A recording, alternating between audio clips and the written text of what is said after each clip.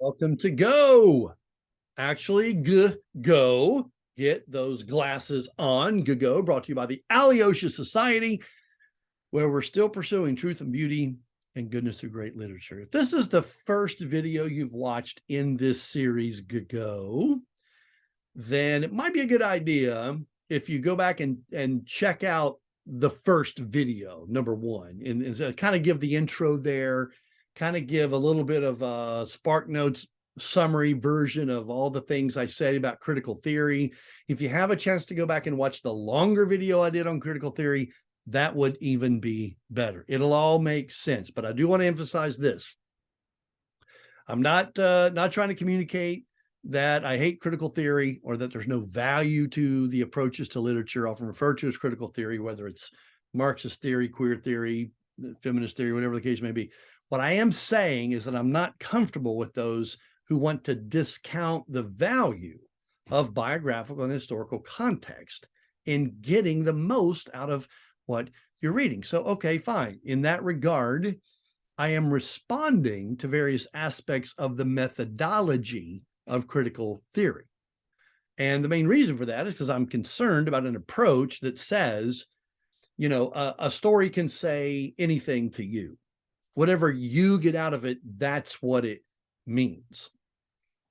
There's no invalid way to interpret literature. That seems to me just like another form of relativism, and I'm not interested in promoting that. So what I'm emphasizing here is the value of what we call the historical biographical approach to reading literature. Now, this particular video, we are focusing on Jane Austen. Jane Austen. Yeah, this is going to be a good one. Austen, what do we know about her? Super quick. Well, she was born the same year that the American Revolutionary War began, 1775. Check this out. She never left England. I'm not even sure that she ever left Southern England. While she was growing up, listen to this. While she was growing up and eventually writing her novels, the United States was born. There was the bloody French Revolution took place.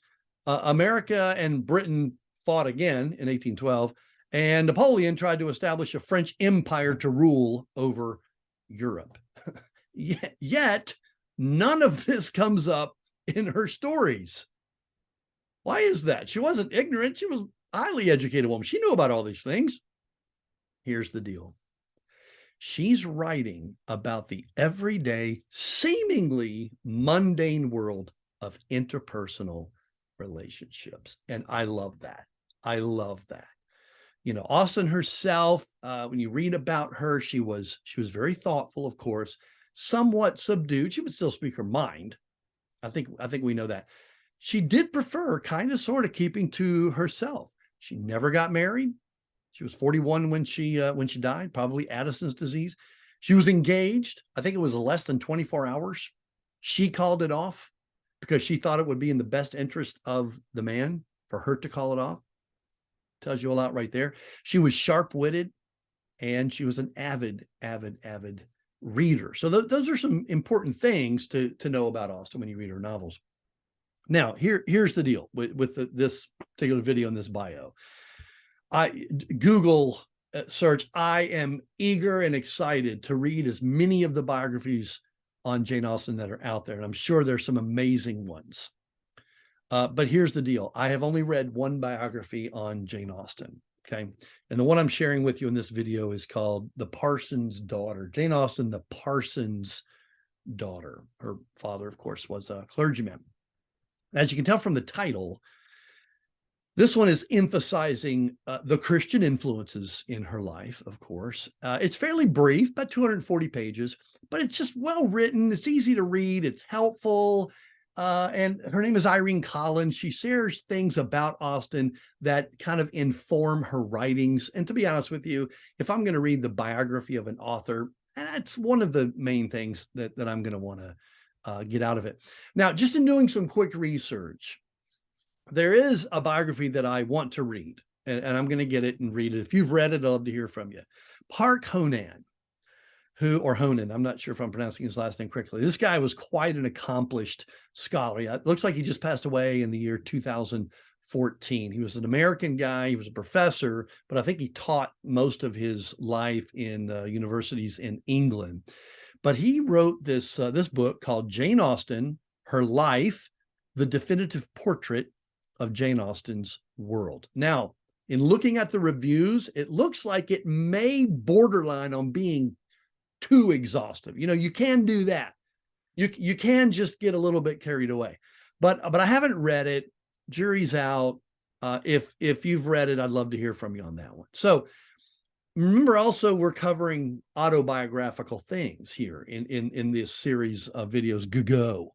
In terms of a novel that Austen would consider more autobiographical, what I think is that there are a number of instances that come to mind, not one single novel, but rather various characters.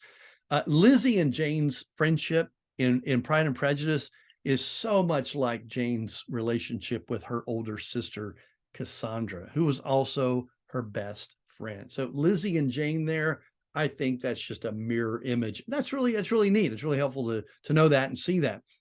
You notice in Jane Austen's novels, there are multiple trips to Bath. You know, you're just wondering, it's not, are they going to take a trip to Bath? It's like, what chapter is it going to be in? The Austen family moved to Bath when Jane was 25 years old. Okay. So, you know, I'm not sure that she viewed one particular novel as being, or even one heroine, but you can see relationships and events in her life. So Parson's Daughter by Irene Collins. I've used this in my teaching for years. So there it is. Go. Get those glasses on. Jane Austen. Feedback on any other biographies, or if you've read the one I just mentioned that I haven't had a chance to get to, shoot me a note. I'd love to hear about it. Bruce at AlyoshaSociety.com.